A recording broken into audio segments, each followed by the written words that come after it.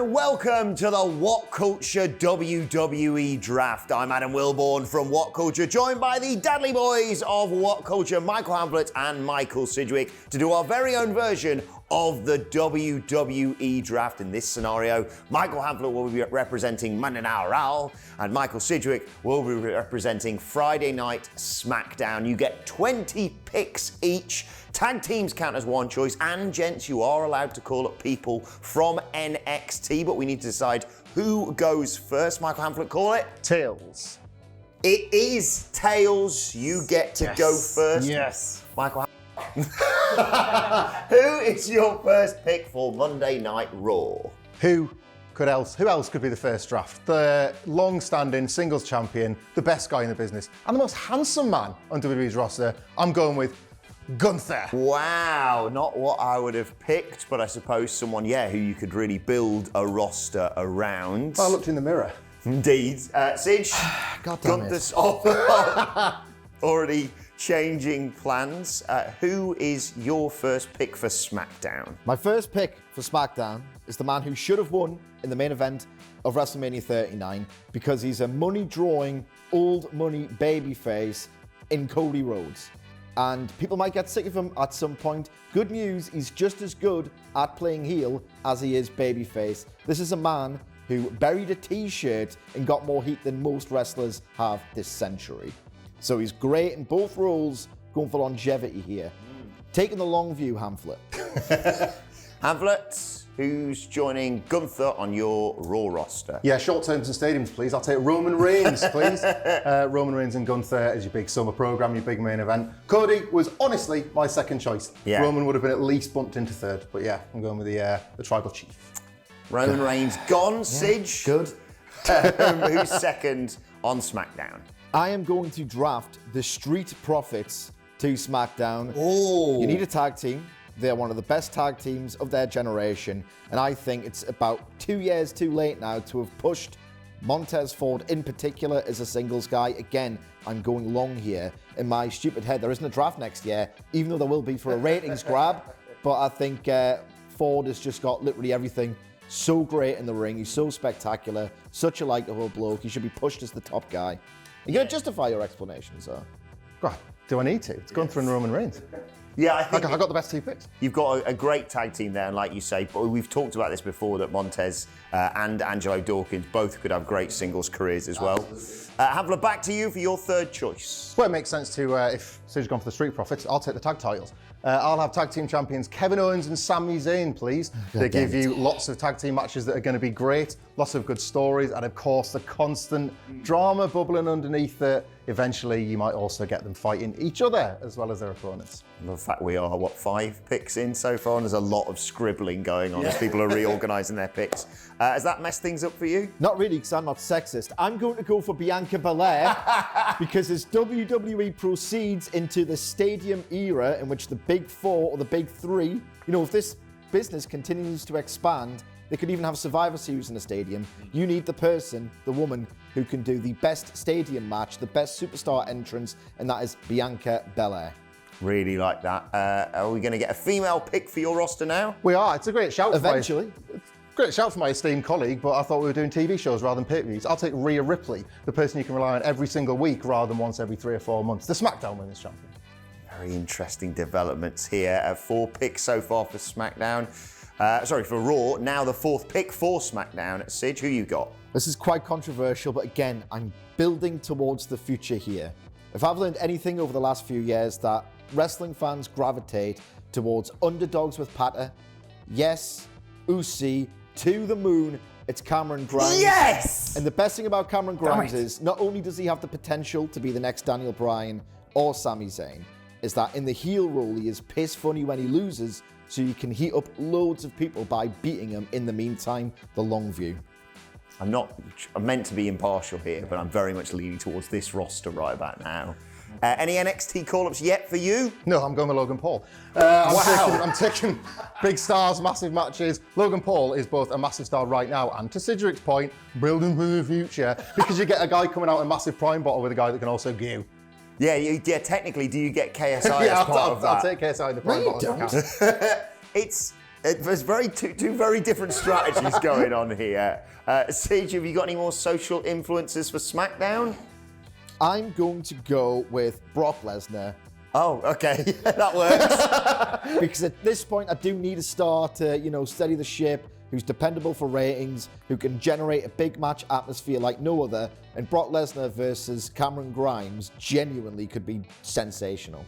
I'm fantasy booking already with the two rosters so far. Montez Ford versus Brock Lesnar could be a load of fun as well. Imagine him going up for a German. Yeah. It would be terrifying in the best way. And Logan Paul being the first person to defeat Gunther. Well, indeed, yeah. All right. He's defeated Roman Reigns. Exactly. Yeah, LTSD. Right, so 5 picks so far. Let's have a look at the current Raw and SmackDown rosters after 5.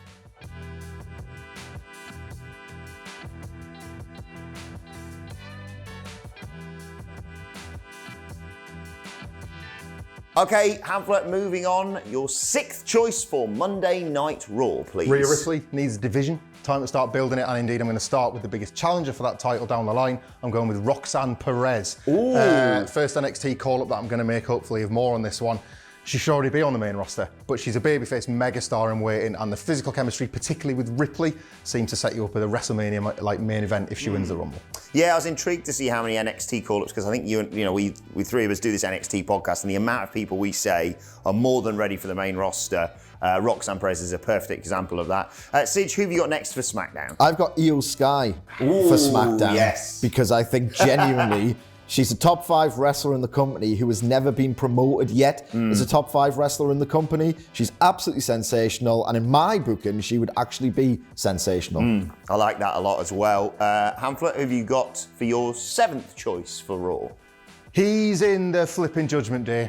He's a massive star in waiting, and we've not even seen the peak of his powers. As the industry's top heel, I'm going with Dominic Mysterio. Jesus Christ. It's not even in my 40.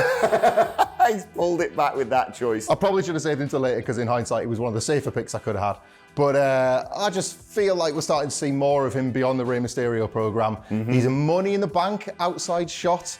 Good heat, and because I've lined up all these amazing wrestlers that Cedric ignored for some reason, I think I'm lining up a series of excellent matches in the process. Yeah, the best heel in all of wrestling right now, and think of the ground that covers. Sige, how do you respond to Dominic Mysterio? I respond to Dominic Mysterio with the Creed brothers from NXT. You've booked this for me, haven't you? I am insistent that Julius Creed is, to use what young people say, and I shouldn't at 37. He is him. Yeah. I think he's got this credibility, he's got this likability factor. Everything he does looks fantastic, a little bit dangerous in a good way. And that's not to count out Brutus, who could be a great tag team in the meantime. But I think Julius Creed is the face of the company going forward. Yeah, we saw that on the most recent episode of NXT, just him really showcasing his skills. And yeah, that cannonball that Brutus does, if you don't know already, go and check it out. They're phenomenally talented individuals. How do you respond to that, Hamlet? My inside voice went, no, when he said the Creed. So my outside voice is going to say, yes, boy! And I'm going to say, Pretty Deadly, also for my tag division, also from NXT, because it's looking pretty barren on the main roster. So yeah, Pretty Deadly. Another NXT act like Roxanne Perez, that kind of main roster elect right now. So let's make that happen. Yeah, we were sort of dismissive of them when they were in NXT UK, and then they arrived, as with anything, from NXT UK, apart from Pete Dunne, Tyler Bate, and Walter, I suppose, and the Grizzly Young Veterans. But yeah, they have been a revelation on the new NXT, and yeah, more than ready for the main roster. Sige, who have you got next? I have got Bayley. Because Jesus Christ, turn a babyface and let her be great again. It's absolutely ridiculous that she's been a heel for as long as she has. If you can recapture literally 50% of what she was in NXT as a babyface, you've just got, it's like a new signing. To use Alan Pardew being in normal. So that's 8, I think, picks so far each, yeah? Let's move on to the 9th choice for Monday Night Raw. Thinking of the future, thinking of match quality, thinking of the guy that can already go, but has got so many more miles left to travel, I'm going to go with Nathan Frazier. Not necessarily with his last week tonight gimmick included. We can talk about that later on down the line. But yeah, I mean, the talent has already spoken for itself in the limited time he spent in the system. And he's got youth on his side. Yeah. He's got Seth Rollins politically backing him, if I even bother drafting him. But yeah, Nathan Frazier for me. I like the idea that we start off sort of establishing your rosters, and then this sort of second part of this, you've just started picking things that'll annoy your opponent, basically.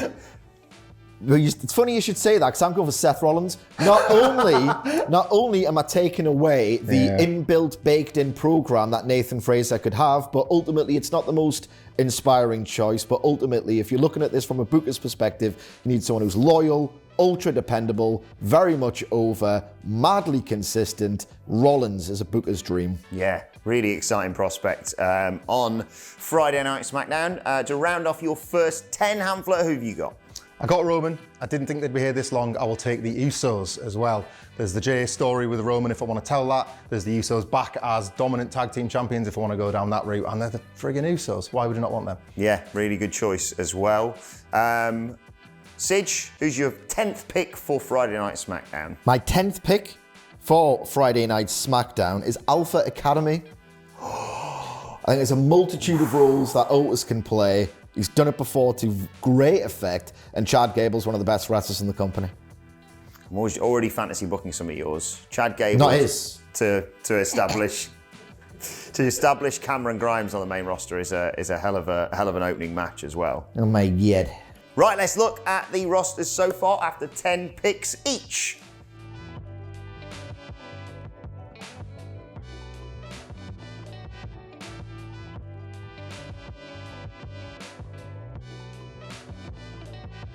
Right, second half of WhatCulture's WWE Draft. Do let us know in the comments who you think's doing the best so far. Hamflets, who's your next choice? I'm going to keep with the fairly healthy WWE tag division, and I'm going to go with Ricochet and Braun Strowman. I think they make for good challenges right now for Owens and Zayn. They're a potential feud in waiting between them. You get in one of the best big men and one of the best flyers at the same time. There's a lot of other things they offer to your roster. Yeah, it's a bit of a cheat code, that, one of isn't your best it? flyers and Braun, but you know. Yeah, there's a bit of a cheat code there, because obviously they're not a tag team in reality, but yeah, if you can get them as a package deal, You're supposed to think things through, so that's what I do. Absolutely take that. Cedric, what's your next choice? Well, on the subject of thinking things through, I'm all about balance here. You need a nice balanced roster, so I've just picked a very tenured member of the roster in Seth Rollins. You don't want it to get too samey, otherwise you'll get the WWE product for the last 20 years. So with that in mind, I'm going with Trick Williams, who has got the best personality potentially in all of pro wrestling. It's just waiting to be promoted effectively. This guy is so funny. This guy is so great on the microphone. This guy's really athletic. He's very, very raw, but working alongside a Seth Rollins or a Chad Gable could really sharpen him up. He's amazing, the best prospect in all of WWE right now. DDP's pick for the future, and I interviewed him recently, so a good Where choice. can I listen to that? WhatCulture Wrestling, wherever you get your podcast from, and the video of the interview is also on our YouTube channel right now. How do you respond to Trick Williams? Well, with WWE's corporate culture, which is to say that modern wrestling in WWE is not about storytelling or great angles, it's about engagement. It's about engagement forums on Twitter and sharing your gifts. And I'm going with Sol Ruka from NXT. The Soul Snatcher gets shared every single week. You see these moments of athleticism, and in defense of Sol Ruka herself, there is clearly a tremendous athlete under there that could become a tremendous pro wrestler / sports entertainer as well. It's good in the sense that we talk about balance. You can't just draft every star for your women's division, so see somebody that can have a bit of a journey with it as well. Good future challenger for Rhea Ripley, for example, as well. I like the amount of NXT. Great booking that Will one, yeah. I like the amount of NXT call-ups that we're getting here. It's the best show of the week. It is the best show. It is the best show of the week. Sidge, who's next? Next for me is Asuka. Yes. Because she's absolutely phenomenal. Why haven't we seen the feature-length Asuka versus Io Sky match yet? You will in my WWE, so I'm going to draft her. And Asuka and Io Sky cutting unscripted promos at each other in Japanese was more captivating than 99% of WWE scripted promos, so I think the build would be great as well. Love that as a pick. How do you respond to Asuka? Hey, tag teams. I've got the champions, I've got the challengers, I need some jobbers, I need the best, most entertaining jobbers. I'm taking maximum male models. Oh my God, he surges into the lead. You get the banter and the party, you get the digital exclusives, and you get people that can get beat. Yeah. Or don't have to get beat. I mean, they could win the tag They win the titles. belts. They beat everybody. Yeah. So wait a second, you've got Pretty Deadly, Yeah. Maximum Male Models, Yeah. Usos, and Sami Zayn Zayn and Owens, Kevin yeah. Owens. Solid, isn't it? Get carried away with the tag team division there. Calm down on that one. I love that as a pick. Sidge, who have you got next? Again, it's all about balance. It's It's all about balance. I've got a mixture of experienced and raw and promising upcoming talent. It's getting a little bit too future focused, so I'm going with Finn Balor. Love that. He's not getting any younger, but he's ageless at the same time. He's fantastically entertaining, and I still don't think WWE have got everything out of him that they could have. And if my booking fails, I could just say, oh, here's the demon. And you now get the collision of the Judgment Day, or the now former Judgment Day, I suppose, with Finn Balor versus Dominic Mysterio on the one night of year when the rosters collide. We don't just book TV shows, we book WrestleMania. That's what distracted us, yeah. Who's next for Monday Night Raw? Becky Lynch. It is probably telling of WWE's booking that we've reached this point in the draft that she's not yet been called up, but a proven main eventer, a world champion if you need. At this point, truthfully, more of a Bret Hart, a figure who gets the belt while the promoters decide who they really want to have it next time, but just super consistent and a massive star as well. Yeah, absolutely. And versatile, like you say, babyface, heel. Preferably babyface, but let's be honest, they just change it on a dime nowadays. Sige, what's next for SmackDown? Well, I don't have many tag teams, but it's WWE. You can just throw them together, so pick any two names. No one really cares. I'm going to go with Charlotte Flair as a heel. God damn it, as a heel. Please, comment section. It's as a heel, so don't make the roster any worse in your eyes by putting her as a babyface. To this day, even though she's kind of declined in quality over the years, she can still have every single women's wrestler's best match as a heel. Yeah, we do this draft before WrestleMania, do you pick Charlotte Flair? Because she was kind of on a bit of a downward trajectory. No, and then she really salvaged it. I don't. That's I've already said no. Hamlet, back to you for Raw. There is right now on NXT, yet again, a heel, well, ostensibly a heel that has shown megastar babyface potential while playing a heel. I'm going to go with Duke Hudson. We've seen him as an awesome hot tag guy. And I saw that on your sheet, yeah. We're seeing him kind of simultaneously play two characters at once, while also being a WWE cartoon. He's kind of offering them, what can't I do? So you want that versatility, I think, on your roster. Yeah, a fantastic pick. We've long said that Duke Hudson has sort of accidentally stumbled into one of the greatest babyface fire-up spots that we've seen in recent memory. So I love that as a pick for Raw. Not going to SmackDown. I see you crossing him out. Who are you getting instead? Have we drafted Rey Mysterio yet? Nope. Well, I'm drafting Rey Mysterio. He's a living legend. He's one of the best of all time. He's ageless yet again. Great match with anyone. And he's always going to be over, and you always need over wrestlers on your roster. So with 5 picks left each for Raw and for SmackDown, let's see how the rosters look now.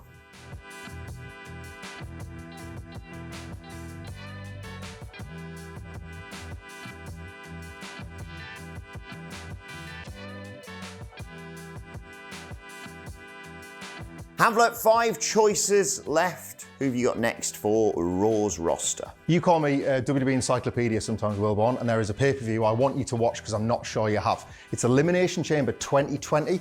The main event of that show finds Shayna Baszler decimating a roster and showing what she can offer to the wrestling world at the highest level. You should give it a look. It's really good stuff. And I'm booking that specific Shayna Baszler. Yes. This is the last chance. The Hail Mary, the Ronda Rousey tag hasn't worked. The Becky Lynch feud didn't work. Being a zombie didn't work. But we're going to give it one last go. Shayna Baszler as the NXT Shayna Baszler, and you just build her as a killer. She doesn't even need to win the title at this point, but you've at very least got a gatekeeper to that level.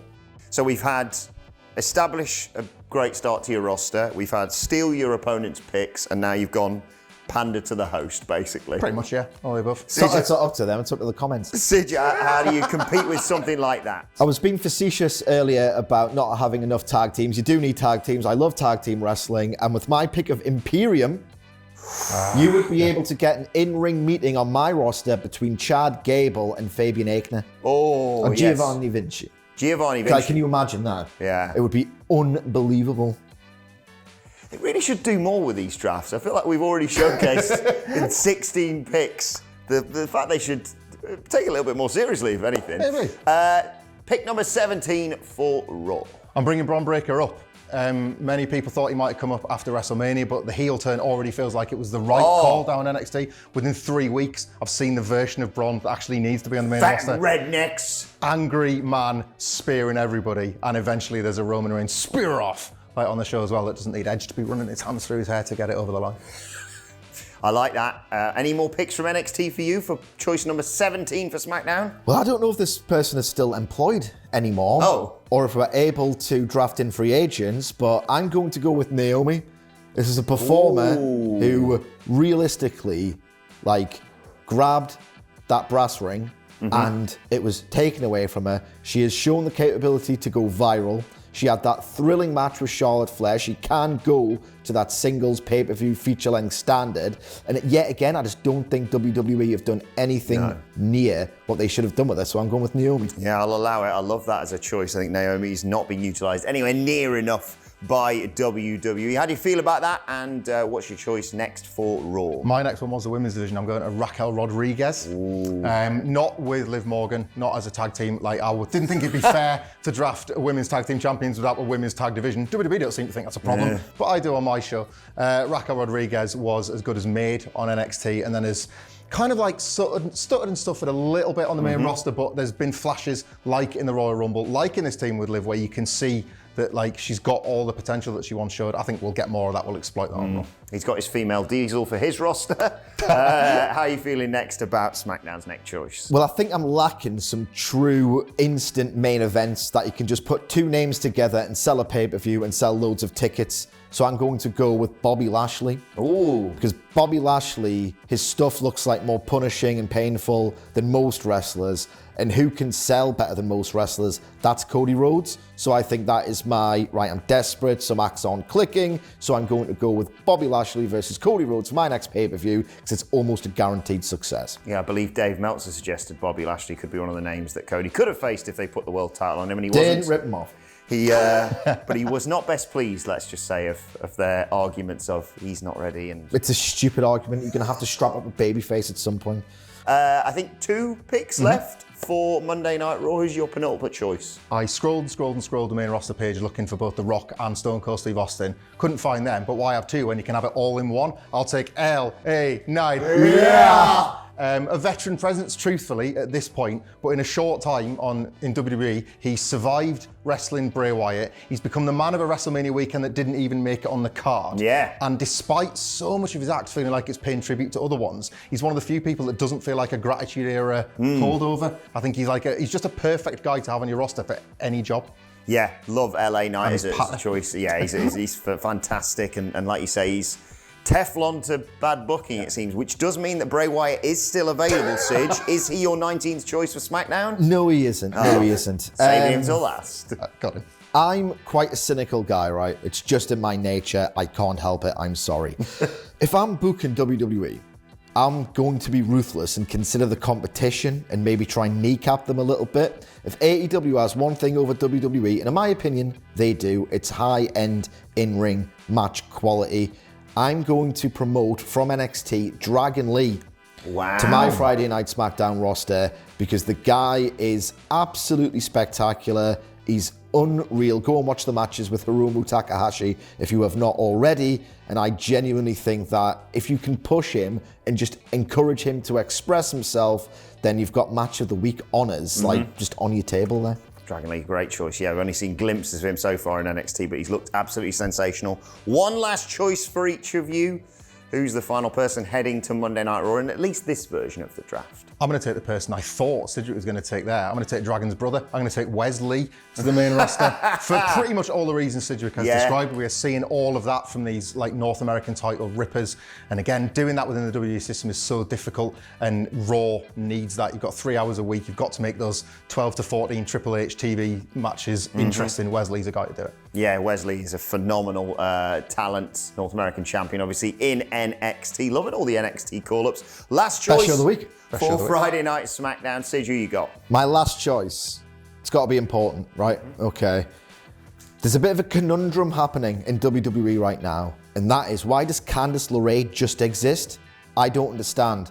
Right, she's so likable, she's so good. This is a performer, by the way, who stood out and got really over in that golden PWG era where apparently work rate was more important than anything else. She proved with so much competition, like fly-ins all over the place, that a great character a great personality, a great approach to getting the fans on side was more important than state-of-the-art, some of the best wrestling you've ever seen. And in order to solve that conundrum, how do you get babyface Candice LeRae over? Because it just isn't happening yet. Put her against Charlotte Flair, who everyone hates. Good point. Very nice. Candice LeRae, the final choice for Friday Night SmackDown. There you have it, the WhatCulture WWE Draft. Let us know your thoughts on the selections from the Dadley boys in the comment section below. Maybe even suggest some matches that you'd love to see from each roster. Let us know your choices if you were having your own draft, and let us know if you'd like to see us do this with AEW, for example. I mean, who out of these two would pick Kenny Omega and who'd pick CM Punk? We'd have to watch that to find out. The problem with AEW is I don't think they've got enough wrestlers. Let us know in the comments, though, as I said. Let us know your thoughts as well on Twitter at WhatCultureWWE. Why should I say you can follow all three of us? You can follow Michael Hamflett at Michael Hamflett. You can follow Michael Sidgwick at M. Sidgwick. You can follow me at Adam Wilborn. Follow us all at WhatCulture WWE, as I said. But for now, this has been the WhatCulture WWE Draft. My thanks to the Dadley boys. Thank you for joining us, and we will see you soon.